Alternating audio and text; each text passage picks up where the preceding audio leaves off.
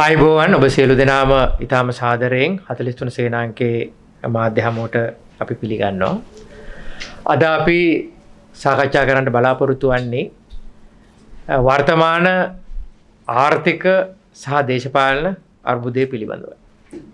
අද මා සමග සහභාගී වෙනවා මේ සඳහා 43 සේනාංකේ ආර්ථික සංසදේ සමාජික නන්දික බටේපොළ මහතා. ඒ වගේම සූම් තාක්ෂණයෙන් මේ ප්‍රෝත්සාහකච්ඡාවට එකතු වෙන්න බලාපොරොත්තු වෙනවා කොළඹ විශ්වවිද්‍යාලයේ ආර්ථික විද්‍යා අංශයේ ආචාර්ය සෙන්රත් ශානක මහතා. ඉස්සෙල්ලා අපි අදහස් දක්වලා අපි ආචාර්ය සෙන්රත්ට අවස්ථාව ලබා දෙනවා සූම් තාක්ෂණයෙන් කතා බහ කරන්න. දැන්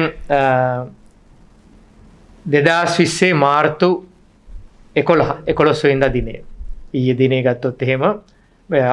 ගත්තොත් එහෙම ආණ්ඩුවට මේ 2020 අවුරුද්දේ 69 වන දිනේ 69 වන දිනේ දැන් 69 ලක්ෂයක් ඡන්ද දීපු ඒ 69 ලක්ෂයක ඡන්දදායකයින්ට නොදීපු අය සහිත 2 කෝටි 20 ලක්ෂයක් සහිත සමස්ත ජනතාවටම තරු පෙන්වමි මේ 2020 අවුරුද්දේ 69 වන දිනේ ආණ්ඩුව ගැහුවා ගැසට් එකක් අත්‍යවශ්‍ය භාණ්ඩ ආනයනය සීමා කිරීමේ ගැසට් නිවේදනය ගැහුවා.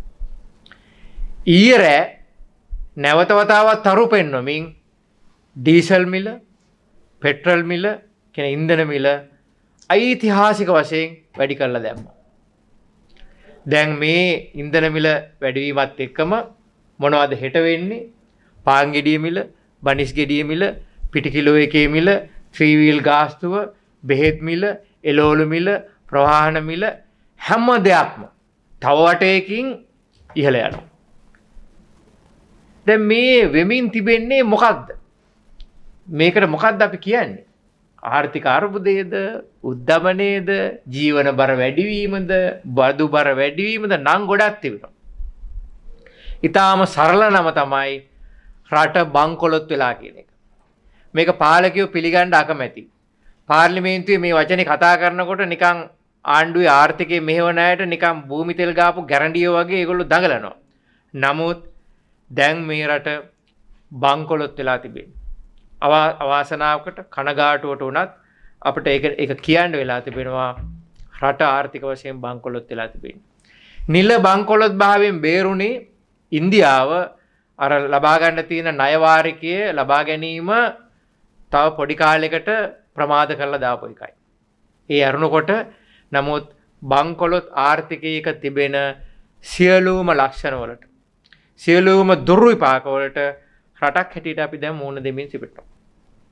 ඉතින් මේ දැන් දවස් දෙකකට කලින් නිකුත් කරපු ඒ ආනයන සීමා කිරීමේ ගැසට්ටුව සහ එහි ප්‍රතිවිපාක පිළිබඳ නන්දික මහතා කතා කරයි. මම ඒ පිළිබඳ විස්තර වැඩි කතා කරන්න යන්නේ නැහැ. මම කැමති දැන් මේ වෙලාවේ රටේ ආර්ථිකය බාර අරගෙන ඉන්න පාලකයෝ මොකද කරන්නේ කියලා යමක් කියන්න. දැන් අපි දැක්කා හිරුනිකා මන්ත්‍රීතුමිය තවත් කාන්තාවන් පිරිසක් එක්ක රටේ ජනතාවගේ දුක කියන්නේ. මොකද කාන්තාවට තරම් මේ බර කාටවත් දැනෙලා නැහැ. රටේ ජනතාවට දුක කියන්න මිරිහානේ ජනාධිපතිතුමාගේ ගෙදරට සංදේශයක් බාර දෙන්න යනකොට ජනාධිපතිතුමා එතුමාගේ දුක කියන්න තවත් කාන්තාවක් හොයාගෙන අනුරාධපුරයට ගිහිල්ලා තියෙනවා. ඕන්න ජනාධිපතිතුමාගේ උත්තරේ. දැන් අද සාත්‍රකාරියන්ගේ පිහිටයි මේ බංකොලොත් භාවයෙන් ගොඩේ. ඒ වගේම තමයි දැන් මේ අනිකුත් කෙරුමෝ අනිකුත් විද්‍යාකාරයෝ කෝ බැසිල් රාජපක්ෂ මැතිතුමා මොළ 7ක් තියෙනවා කියපු පරිණත මුදල් ඇමති කෝද? ඒ වගේම තමයි මේ මාර්ගගත සිතියමක් දාලා ඉවර වෙලා මේ ජනවාරි මාසේ මේ පහුගිය ජනවාරි මාසේ රටේ සියලුම දේවල් යහපත් අතට හැරෙනවා, ආයෝජන එනවා, විදේශ මුදල් එනවා, විදේශ විනිමය ලැබෙනවා, සංචාරකයෝ එනවා, ඔක්කොම හරි කියලා කියපු කබ්‍රාල් මහත්තයා කෝ? වෙනද නම් මේ පොඩි ප්‍රශ්නයක් ආවත් මහා ආර්ථික විද්‍යාව වචන මාලාවක් දාලා කතා කරන ආචාර්ය බන්දුල ගුණවර්ධන කෝ මේ ආර්ථික විශේෂඥයෝ කෝ වියත් මගේ අය කවුරුත් කටවහගෙන ඉන්නවා. තිස්ස කුට්ටි මහත්තයාට විතර මේ ප්‍රශ්නේ බේර ගන්න බෑ. දැන් ආණ්ඩුවේ අය ඇවිල්ලා පාර්ලිමේන්තුවට ඇවිල්ලා ජනතාව ඉස්සරහට ඇවිල්ලා කියන්න ඕනි දැන් මේ බංකොලොත් භාවයෙන් රට ගොඩ ගන්න මොකද්ද කරන්නේ? බඩු මිල වැඩි කරලා අනේ මේක දරා ගන්න කියලා විතරක් හරියන්නේ නැහැ. දැන් මේ ගැන වහාම කියන්න ඕනේ. දැන් මේ ආනයන අත්‍යවශ්‍ය නොවන ආනයන භාණ්ඩ සීමා කරලා තිබෙනවා. දැන් මේ වෙලාවේ අපේ ගරු මුදල් ඇමතුමාට මම කියන්න කැමතියි අද මම අපි මේක සජීවීවත් යනවා මේ සමාජ මාධ්‍ය ඇතුලේ මුදල් ඇමතුමා අහගෙන ඉන්නවද දන්නේ නැහැ. අහගෙන නැතුව ඇති මොකද අද නඩු දෙකක් තිබෙනවා. එකක් අර මල්වානේ කාගේවත් අයිතිකාරයෙක් නැති ගෙදර පිළිබඳ නඩුවක් ගම්පා උසාවිය ඇහෙනවා කියලා ආරංචි. ඒ වගේම තමයි මාතරාර විතා වටිනා ඉඩමක් සම්බන්ධයෙන් නඩුවක් බ්‍රවුන් සීල් ඉඩම සම්බන්ධයෙන් මහේස්ත්‍රාත් උසාවියේ මාතර නඩුවක් ඇහෙනවා කියලා ආරංචි. මුදල් ඇමතුමා ඒවා ආර්ථිකමය වටිනාකමක් ඇති දේපල නිසා ඒවා බලන්න යන්න ඇති. කොහොම වුණත් මුදල් ඇමතුමාට අපිට කියන්න තියෙන්නේ ගරු මුදල් ඇමතුමනි මේ රටට අත්‍යවශ්‍ය නොවන ප්‍රධාන ආනයනික භාණ්ඩය තමයි ඔබතුමා. මේ බැසිල් රාජපක්ෂ කියන මහත්තයා තමයි අත්‍යවශ්‍ය නොවන ආනයනික භාණ්ඩය. ඒ භාණ්ඩය ආනයනය කරලා පාර්ලිමේන්තුවට ගෙනල්ලා මුදල් ඇමතිකමක් දුන්නට පස්සේ තමයි මේ හිනේ තවත් වැඩි වුනේ. එම නිසා අපි මේ කියන්නේ සාත්‍රකාරී හොයාගෙන යන ජනාධිපතිතුමත් ඒ වගේම තමයි මේ ආනයනික මුදල් ඇමතිතුමත් ඇතුළු මේ පොහොට්ටු ආණ්ඩුවේ මේ වියත් පරිණත දැනුවත් ආර්ථික විශේෂඥ සියලු දෙනාම මේ ආර්ථික බංකොලොත් භාවයෙන් රට බේරා ගැනීමට නොහැකි වෙලා තිබෙනවා. අර්බුදයෙන් අර්බුදයට රට ගමන් ගමී සිටිනවා. මොකද්ද විසඳුම? එම නිසා ගිය පෙබරවාරි මාසයේ 23 වෙනිදා 43 සේනාංකයේ හැටියට අපි මෙතන එක යෝජනාවක් කළා. මම යෝජනාව කළේ අපි කිව්වා මේ වෙලාවේ මූල්‍ය පාලන බලය තිබෙන්නේ පාර්ලිමේන්තුවටයි. පාර්ලිමේන්තුව මේ මූල්‍ය පාලන බලය අතට ගන්න. අපි කියන්නේ මේ ජනාධිපතිකම් මුදල් ඇමතිකම් මේ ඒවා වෙනස්කම් කරන්න කියලා එපා නෙවෙයි. අනේ ඔබතුමා ජනාධිපති පුටුවේ ඉන්න ගෝඨාභය මැතිතුමා. අනේ බැසිල් මැතිතුමනි ඔබතුමා මුදල් ඇමති හැටියටම ඉන්න. අනිත් අයත් ඉන්න. ඔය අධිපතිලා ඔක්කොම කට්ටිය ඉන්න. ඕගොල්ලෝ ඒ වරප්‍රසාදත් භුක්ති විඳින්න. මහජනයා තෙල් පෝලිං වල ඉන්නකොට ඕගොල්ලෝ හෙලිකොප්ටර් වලට තෙල් ගහගෙන උඩින් යන්න. ඒ ඔක්කොම කරන්න. හැබැයි මේ වෙලාවේ මෙන්න මේ ගජමිතුරන්ට රට කොල්ල කණ්ඩ ඉඩ නොදී මේස උට්ට ගෙනහැල්ලා දෙන රුපියල් මිලියන 2ක් පගාව ගන්න බිම වැල්ලා තියෙන රුපියල් 2ක් ඇහිඳ ගන්න මේ කෑදර ගජමිතුරන්ට ඒ නිලධාරීන්ට මේ රාජපක්ෂ පවුල වටා ගොනු වෙලා ඉන්න කූඩැල්ලෝ වගේ රටේ සාරේ උරාබන ඒ ගජමිතුරු සංහතියට මේ අර්බුද වෙලාවේ රට තවදුරටත් ගසා ගන්න ඉඩ දෙන්නේ නැතුව පාර්ලිමේන්තුවට මූල්‍ය පාලන බලය සහිතේ බලයත් එක්කම මේ ආර්ථිකය මෙහෙවන්න රටේ බුද්ධිමත් පරම්පරාවකට මිනිස්සුන්ට විශේෂඥයට මේක මේ වෙලාවේ බාර දෙන්න සූදානම් වෙන්න කියන ඉල්ලීම තමයි අපට ඉල්ලා සිටින්නේ. ඒක අපි 43 සේනාංකයට නිල වශයෙන්ම ගිය මාසේ ගිය 23 වෙනිදා කිව්වා. ඒ වෙලාවේ එච්චර ඒකට ලොකු අවධානයක් ආවේ නැහැ. හැබැයි මට පේනවා මේ සති දෙකකට පස්සේ දැන් රටේ හැමෝම එක කියන්න පටන් ගන්න තියෙනවා. රටේ මිනිස්සු ඔක්කොම දැන් පාරට බහැලා කියලා කියන්නේ. අනේ දැන් ඵලයව කියලා මිනිස්සුම කියනවා. කරන්න බැයි නම් කරන්න පුළුවන් කෙනෙකුට දීලා ඵලයව කියලා පෙට්‍රල් පෝලිං වල, ගෑස් පෝලිං වල, වෙනත් පෝලිං වල මිනිස්සු අද කෑ ගහලා කියනවා. මේක තමයි ලෙබනනේට වුනේ. මේක තමයි ග්‍රීසියට වුනේ. ලෝකේ ආර්ථික බංකොලොත් තිච්ච හැම රටකම වෙච්ච ලක්ෂණ ටික දැන් මේ අපේ රටේ පත් වෙමින් තිබෙනවා. මේගොල්ලන්ට මේකට උත්තර නැහැ. මේ ආනයනික භාණ්ඩ වලට කිසිම උත්තරයක් නැහැ. එම නිසා තවදුරටත් මේ රටේ ජන ජීවිතයට අගාධයට දාලා මිනිස්සුන්ට මූදට පණින්න වෙන තත්ත්වයක් ඇති කරන්නේ නැතුව ඉවරලා වහාම තමන්ගේ තියෙන පුරසාරකම් උද්දච්චකම් මෝඩකම් පැත්තකට දාලා ඉවර වෙලා මේ සම්බන්ධයෙන් ජන ජීවිත සම්බන්ධයෙන් සහනුකම්පාවක් ඇති කරගෙන වැඩ කරන්න කියන ඉල්ලීම තමයි අපිට ආණ්ඩුවෙන් කරන්න තියෙන්නේ. නමුත් මේ ආණ්ඩුව මොකද්ද කරන්නේ? මේ විවේචනය ගේන නියම වශයෙන් මේකට උත්තරේ මොකද්ද කියලා අඩුම තරමින් එලියක් හෝ දැල්වලා පෙන්වන මාර්ගය පෙන්වන දේශපාලන නායකයන්ව දඩයම් කරන්න හදනවා. ඒක තමයි මගේ දෙවෙනි කාරණාව. මේ වන විට බොරු නඩු අටෝමි අහපු නඩු අහලා පොත වහලා දාපු නඩු නැවත විවෘත කරමින් ඒ වගේම තමයි විවිධ කොමිසම් වලට මේ රට මේ රාජපක්ෂලාට අභියෝගයක් වෙලා තියෙන ආණ්ඩුවට අභියෝගයක් වෙලා තියෙන මේ වැඩ බැරි ආණ්ඩුවට අභියෝගයක් වෙලා තිබෙන වැඩ කරන්න පුළුවන් නායකින් විවිධ කොමිසම් වලට ගෙනමින් ඒ අය දඩයම් කරන්න. ඒ අය හිරේ දාන්න. ඒ අයගේ ප්‍රජා අයිතීන් අහෝසි කරලා දාන්න ඉතාමත්ම කූට උත්සාහයක් මේ දවස්වල රඟ දැක්වෙමින් තිබෙනවා. ඒ නිසා අපි මේ වෙලාවේ ජනතාවට මේ සම්බන්ධයෙන් අවදියෙන් සිටින්න කියලා ආරාධනා කරන්න කැමති. රට අරාජිකත්වයට යමින් සිටින වෙලාවේ මේ සම්බන්ධයෙන් මොකක් හෝ කරන්න පුළුවන් දේශපාලන නායකයින් දඩයම් කරන්න ලැහැත් වෙලා තියෙනවා. එම නිසා අපි කියන්නේ මේ වෙලාවේ මේ දේශපාලන දඩයම වහා නවතනු, ජනතා ප්‍රශ්න වහා විසඳනු කියන තැනට අද රටේ ජනතාව හඬ නගනවා. මේ හඬට වහාම කන් දෙන්න කියලා අපි කියන්න කැමතියි. ඒ වගේම තව කනගාටුවෙමුත් කියන්න කැමතියි මේ වෙලාවේ අපි කාටත් හොරේ. මේ සියලු දෙනාටම හොරේ.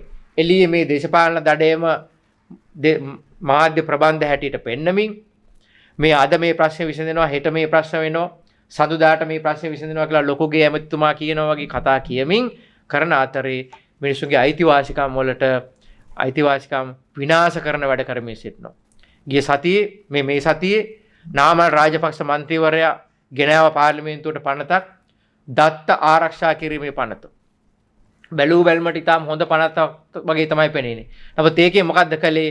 මේ රටේ මිනිසුන්ගේ පනතක් වෙච්චි. මහජනයාගේ නීතියක් වෙච්චි. මිනිසුන්ගේ අයිතිවාසිකම් ආරක්ෂා කරන ආණ්ඩු ක්‍රම ව්‍යවස්ථාවේ කොටසක් බාටපත් වුණු තොරතුරු දැනගැනීමේ පනත.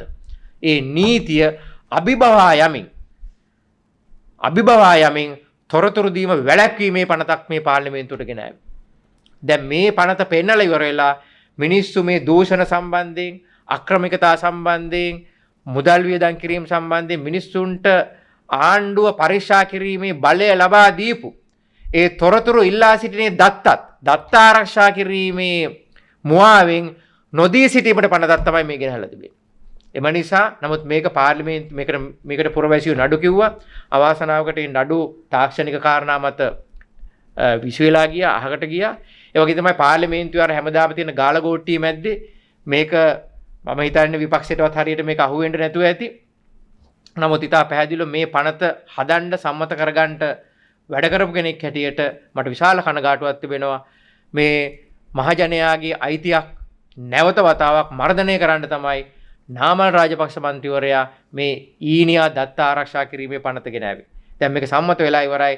නමුත් මේ වගේ තව පනත්, මේ වගේ මානව අයිතිවාසිකම් විනාශ කරන, මිනිස්සුන්ගේ අයිතිවාසිකම් සීමා කරන, කෑ ගහන මිනිස්සු පාරට බැහැ ඒ අය මර්ධනය කරන මර්ධන නීති රීති ඉදිරි සති දෙක තුන ඇතුළත තවත් පාර්ලිමේන්තුවට එන්න පුළුවන්. ඒ නිසා අවදියෙන් සිටින්න කියලා අපි ජනතාවට මේ වෙලාවේ මතක් කරන්නට කැමතියි. එහෙමනම් මම මේ වෙලාවේ ඔබේ ප්‍රශ්න වලට අවස්ථාවක් ලබා දෙමින් නන්දික බටේපොළ මහතාට 43 සේනාංකයේ ආර්ථික සංසදයේ සමාජිකයෙකු නන්දික බටේපොළ මහතාට ආරාධනා කරනවා විශේෂයෙන්ම මේ ගාපු ගැසට්ටුවේ ආනයන සීමා ගැසට්ටුව පිළිබඳ එහි ප්‍රතිවිපාක ආර්ථික ප්‍රතිවිපාක පිළිබඳ ආර්ථිකමය අංශයෙන් පැත්තෙන් දෘෂ්ටි කෝණයෙන් කරුණු පැහැදිලි කිරීමක් කරන්නට කියලා.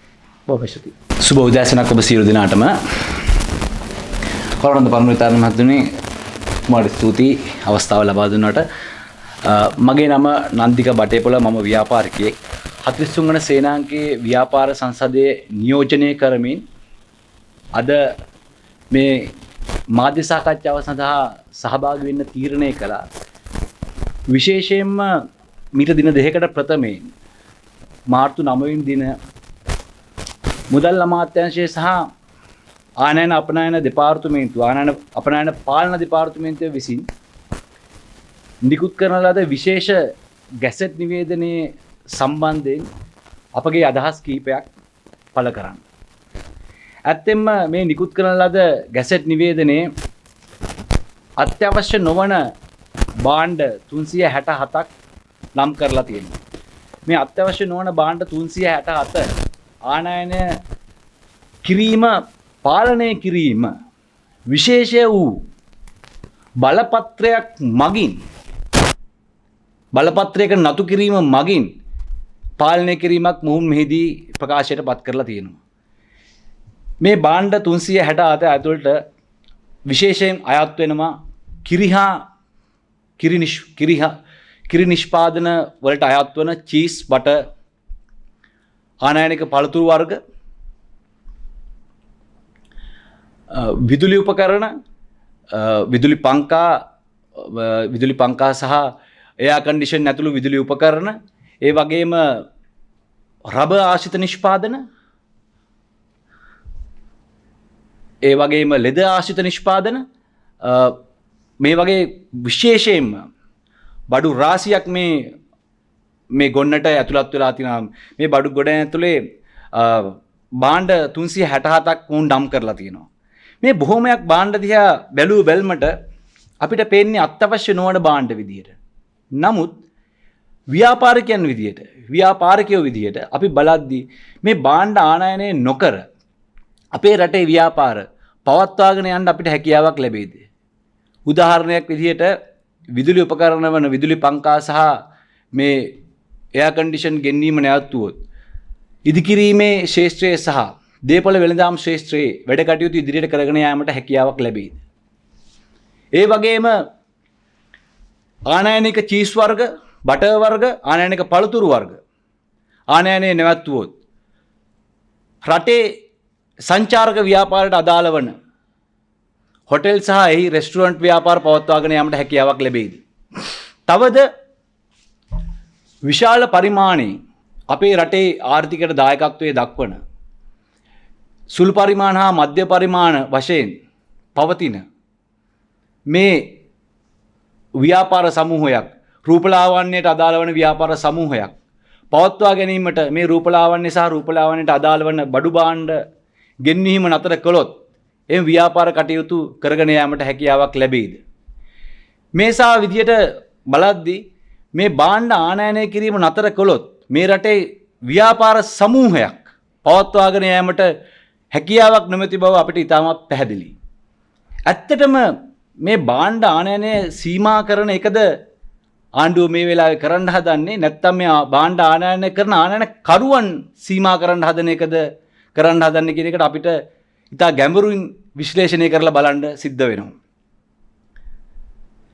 මේ භාණ්ඩ ආනයනය සීමා කිරීමෙන් ආණ්ඩුව බලාපොරොත්තු වන මූලික කරුණ ඩොලර් රටින් පිටව යෑම නැවැත්වීමද?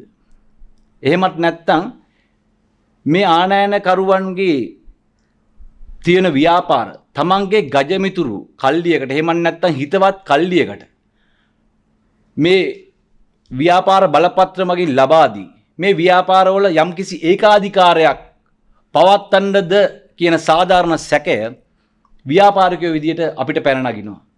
ඒකට ආණ්ඩුවට බෑ කියන්න කිසිම හේතුවක් නැහැ. මොකද පහුගිය මාස ගාන අවුරුද්දක අපි හිතා බලද්දී අපේ රටේ බොහෝමයක් ව්‍යාපාර මේ වගේ බල අධිකාරියකට එහෙම නැත්නම් කීප දෙනෙක් අතරට යොමු වෙච්ච බවක් අපිට පේන්න තියෙනවා. විශේෂයෙන්ම මේ රටට සීනි ආනයනය කරන ආනයනකරුවන් 70කට ආසන්න පිරිසක් හිටියා.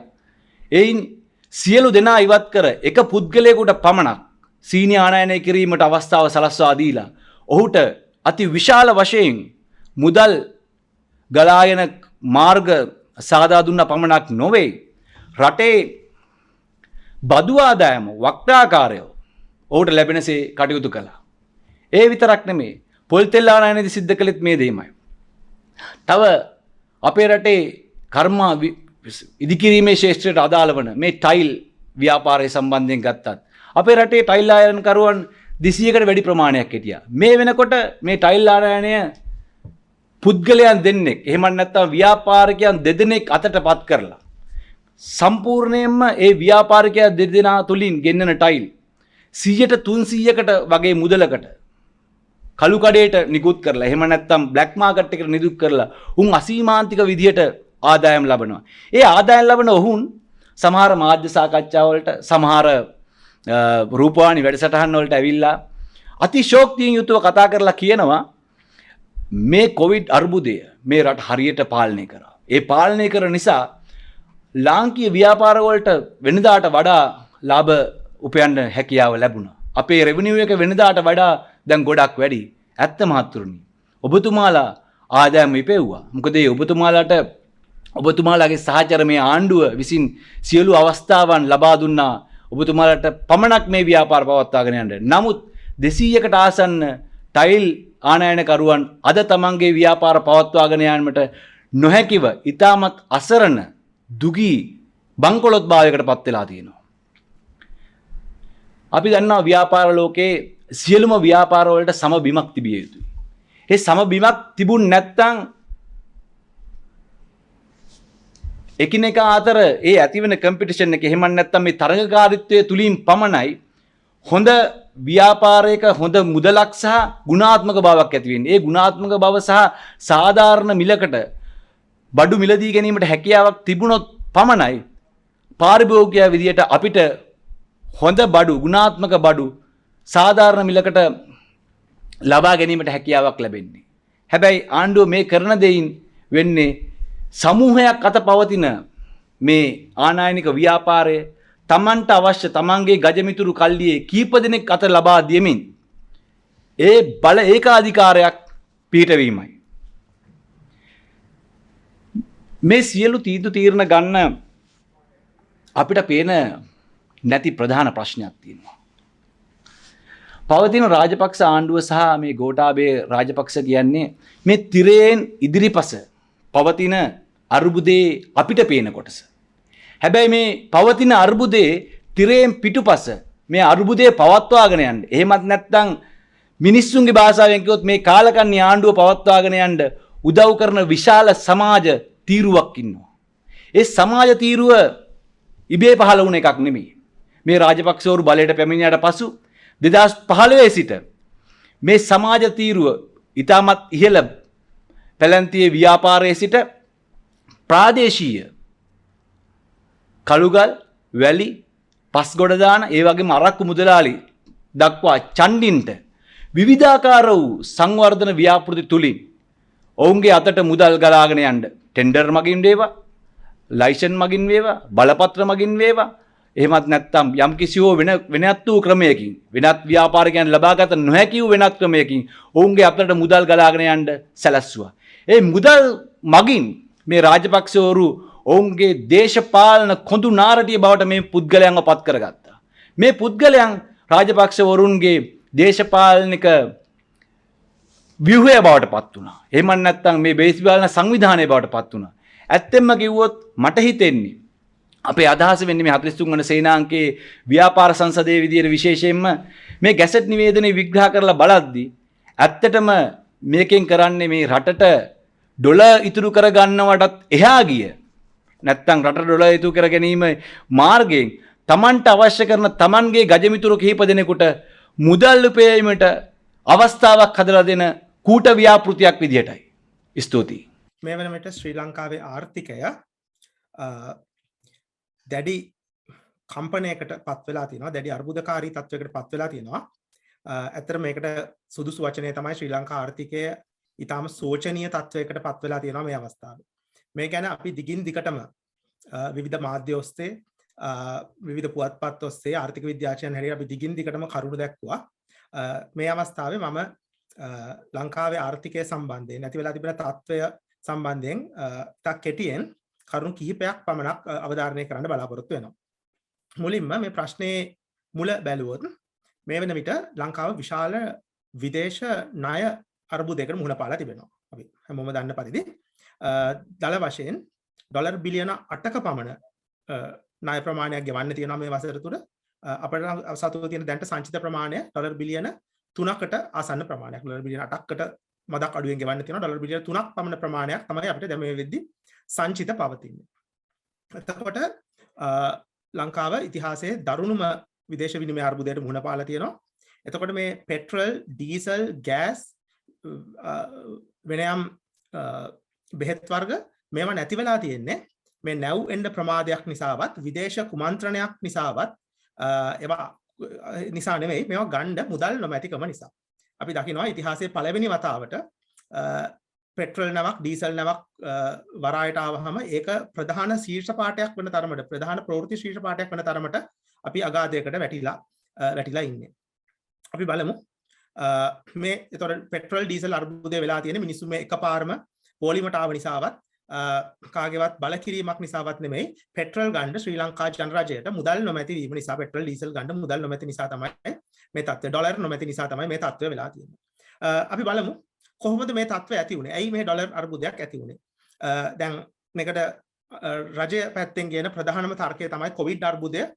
දැන් අලුත්ම උත්තරය තමයි රුසියාව විසින් යුක්‍රේනය ආක්‍රමණය කිරීම. හැබැයි මේ සියලු අවස්ථා මැද්දේ ආසියාවේ දකුණු ආසියාවේ අනෙක් සියලුම රටවල් තම විදේශ සංචිත ප්‍රමාණයන් වැඩි කරගෙන තිබෙනවා.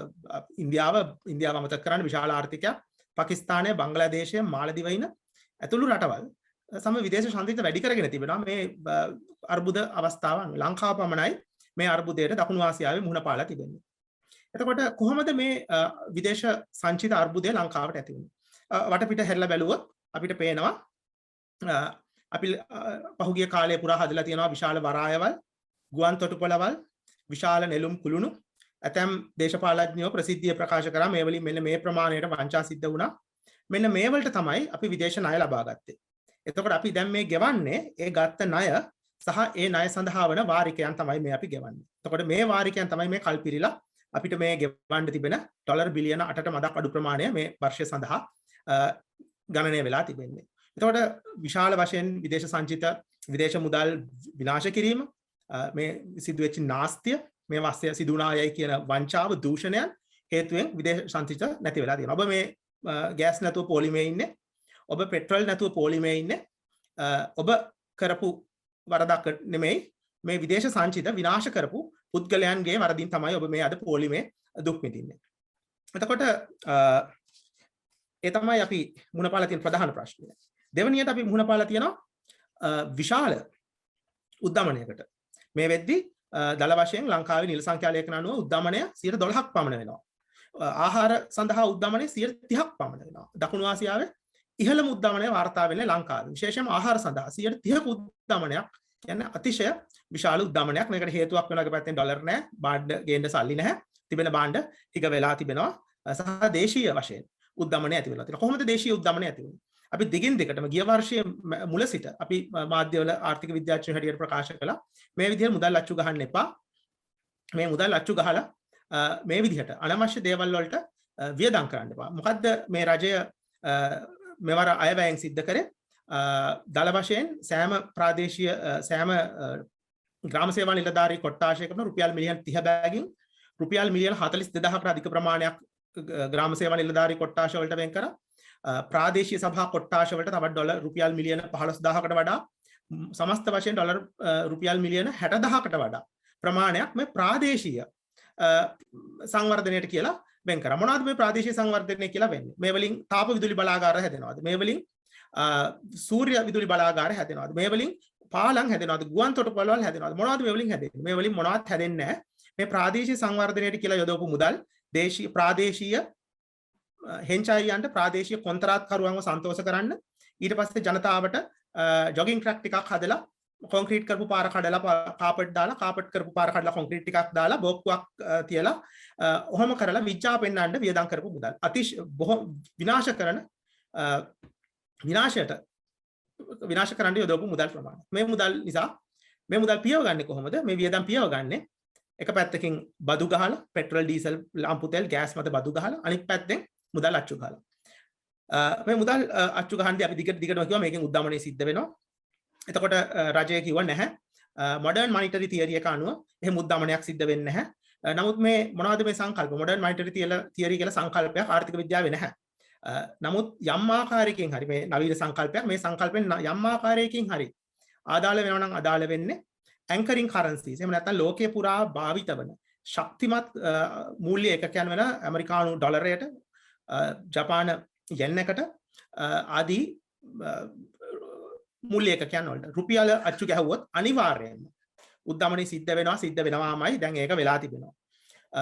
ඒකට ප්‍රධාන හේතුව තමයි ලංකාවේ රුපියල ගෝලීය වශයෙන් පිළිගත් මුදල් ඒකකයක් නෙමෙයි. ඉන්දියාවේ තූත්තුකුඩිය වරායට ගිහිල්ලා ලංකාවේ රුපියල් දීලා කරවල කිලෝ එකක් ගන්නවත් බෑ. ඒක තමයි අපි සැබෑ තත්ත්වය. ඉතින් මේව තත්ත්වයක් යටතේ දේශීය මුදල් මුද්‍රණය කරොත් අනිවාර්යයෙන්ම උද්දමනය වෙනවා. ඒක මොඩර්න් මොනිටරි තියරි කියලා වහගන්න බෑ. ඊට පස්සේ රජය කොහොමද මේ තත්ත්වයට මුහුණ දෙන්නේ? රජය කොහොමද කරලා තියෙන ආනයන පාලනය? 2022 මාර්තු 9 වෙනිදා මුදල් ඇමතිවරයාගේ අත්සනින් යුතු ගැසට් නිවේදනයක් නිකුත් වෙලා තිබෙනවා. ඒ ගැසට් නිවේදනයෙන් අත්‍යවශ්‍ය නොවන භාණ්ඩ 367ක් ගෙන්වීම් සීමා කරලා තියෙනවා. දැන් මේ ගෙන්වීම් තහනම් කරලා මෙතන සීමා කිරීමක් කරලා තියෙන්නේ. මේ ගැන කලිනුත් මතපද වෙච්ච නිසා මම මේ ගැන ඉතා කෙටියෙන් කියන්න. මේ මොනවද මේ අත්‍යවශ්‍ය නොවන භාණ්ඩ? මාළු, කිරි, බටර්, දොඩම්, මිදි, ඇපල්, සීරියල්, පිටි, චොක්ලට් කිහිපයක් පමණයි, ෂැම්පු වර්ග, සබන්, ක්‍රීඩා පාවහන්, වායු සමීකරණ, විදුලි පංකා, සෙල්ලම් බඩු. කුමන පදනමක් යටතේද මේ භාණ්ඩ අත්‍යවශ්‍ය නොවන භාණ්ඩ ලෙස වර්ගීකරණය කරන්නේ? මේ 1700 ගණන් වලද 1600 ගණන් වල ඉඳලාද වායු සමීකරණ, විදුලි පංකා, ටයිල් අත්‍යවශ්‍ය නොවන භාණ්ඩ බවට පත් කරේ. එතකොට අපට තිබෙන සාධාරණ ගැටලුවක් තියෙනවා. කලින් අවස්ථාවල සිද්ධ වුණා වගේ, නිරෝධායන කාලයේ සිදු වුණා වගේ ගජමිතුරන් කිහිප දෙනෙකුට ආනයන බලපත්‍ර ලබා දීලා ඔවුන්ව සන්තෝෂ කරන්නද මේ ආනයන බලපත්‍ර ක්‍රමයක් හඳුන්වලා දුන්නේ. නමුත් මෙහි තිබෙන ආර්ථික පැත්ත මම විග්‍රහ කරන්න. මේ බඳු අවස්ථාවල් මේවා ලෝකේ රටවල් වල වෙලා තියෙනවා. වෙනිසියුලාවේ වුණා, සිම්බාබ්වේ වුණා. ඒ රටවල් වලට වෙච්ච දේවල් ඔබලා දන්නවා. මේ විදිහට ඒකාධිකාරයක් ඇති වුණොත් මේ ආනයනික භාණ්ඩ මේවා අත්‍යවශ්‍ය නොවන කියලා සඳහන් කරාට මේවා මිනිස්සු එදිනදා පාවිච්චි කරන භාණ්ඩ. මේ වලට ඒකාධිකාරයක් ඇති වෙච්චි වුණාම වෙන්නේ මේ භාණ්ඩවල මිල ඉතා ශීඝ්‍ර ලෙස ඉහළ යනවා. එක පැත්තකින් භාණ්ඩ හිගයක් පවතිනවා. හිගය බොහෝ විට හිත මිතුරන් දැන හැඳුනුම්කම් මත භාණ්ඩ ලබා ගැනීම බවටත්, ඊට පස්සේ කළු කඩ මිල වලටත්, ඊට පස්සේ විශාල භාණ්ඩ මිලයකටත්, මිල ගණන් වලටත්, ඊට පස්සේ භාණ්ඩ වල ගුණාත්මක තත්ත්වය දුර්වල වෙන තත්ත්වයක්ත් ඇති වෙනවා. මේක තමයි ඒකාධිකාරයක් ඇති වෙච්චාම පාරිභෝගිකයාට වෙන දේ. එතකොට පාරිභෝගිකයා දැනටත් උද්දමනයෙන් බැට කනවා, තවත් උද්දමනයෙන් බැට කාලා හිතමිතුරන් කිහිප දෙනෙක් සන්තෝෂ කරන්නදෝ මෙම ගැසට් නිවේදනය ගෙනාවි කියලා සාධාරණ සැකයක් අපට ඇති වෙනවා. ඊට පස්සේ මේ වෙද්දී ලංකාවේ ආර්ථිකයේ අන්තිම දුර්වලතාවයකට පත් වෙලා තියෙනවා. අපි කලින් කිව්වා වගේ දකුණු ආසියාවේ ඉහළම උද්දමනය ඇති වෙලා තියෙනවා. ආහාර උද්දමනය 30%, සාමාන්‍ය උද්දමනය 12%. ලංකාවේ සෑම 4 දෙනෙක්ගෙම එක් අයෙක් රට හැර යන්න උත්සාහ කරනවා. රාජ්‍යය නොයෙකුත් කතන්දර කියලා මොඩර්න් මොනිටරි තියරි, විදේශ කුමන්ත්‍රණ නිසා, එහෙම නැත්නම් වෙන යම් කුමන්ත්‍රණයක් නිසා විදුලි කප්පාදු සිද්ධ වෙනවා. එහෙම නැත්නම් මිනිස්සු කලබල වෙලා පාරට ආපු නිසා පෙට්‍රල් නැති වෙනවා. ආදී නොයෙකුත් විහිළු කතා කියමින් තව දුරටත් තම සුපුරුදු ක්‍රියාදාමය කරගෙන යනවා. තම සුපුරුදු දේශපාලන ආර්ථිකයේ හසුරුවමින් යනවා. මේ විදිහට ගියොත් සිද්ධ වෙන්නේ, මම කෙටියෙන් අවසන් කරන්නම්, 2007 වර්ෂයේ වෙද්දී සිම්බාබ්වේ රාජ්‍යයේ සිම්බාබ්වේ ඩොලරයක් ඇමරිකානු ඩොලර් 740ක ප්‍රමාණයකට තමයි කොමාරුනේ. එරට ජනාධිපතිවරයා රොබර්ට් මුගාබේ මහතා මේ විදිහටම මුදල් අච්චු ගැනීම නිසා අත්නෝමතික මුදල් අච්චු ගහලා මේ විදිහටම මේ අඩිපාරෙම ගමන් කරලා, අපි මේ යන අඩිපාරෙම තමයි දැන් මේ ගමන් කරන්නේ ගිහිල්ලා 2008 වර්ෂයේ වෙද්දී සිම්බාබ්වේ ඩොලර් ට්‍රිලියන 100ක් ඇමරිකානු ඩොලර් 740කට සමාන වෙන ප්‍රමාණයකට මුදල අප්‍රමාණය වුණා. අපිත් යන්නේ මේ පාරේද. වෙනිසියුලාව හියුගෝ චාවේ මහතා ඔහුගේ දේශපාලන හිතවතුන්ට කොන්ත්‍රාත් ලබා දෙමින් කරපු විනාශයෙන් ඒ රටේ මිනිස්සු සත්තු අත්වට පැනලා සත්තු මරාගෙන කාපු යුගයක් ඇති වුණා. පාන් ගෙඩියට මිනි මරාගත්තු යුගයක් ඇති වුණා. අපි මේ යන්නේ පැහැදිලිවම ඒ අඩිපාරේ. ලෝක බැංකුව අනුව ශ්‍රී ලංකාවේ මේ වෙද්දී 4% වෙලා තියෙන දරිද්‍රතාවය ලෝක බැංකුව අපේක්ෂා කරනවා තව මේ වසර අග වෙන විට තවත් 2%කින් පමණ වැඩි වෙයි කියලා. මේ යන විදිහට මේ වසර අග වෙද්දී ශ්‍රී ලංකාවේ දරිද්‍රතාවය මේ වසර අග වෙද්දී දෙගුණ වුණ නැත්තම් ඒ කියන්නේ අපි සතුටු වෙනවා. බොහොම ස්තුතියි.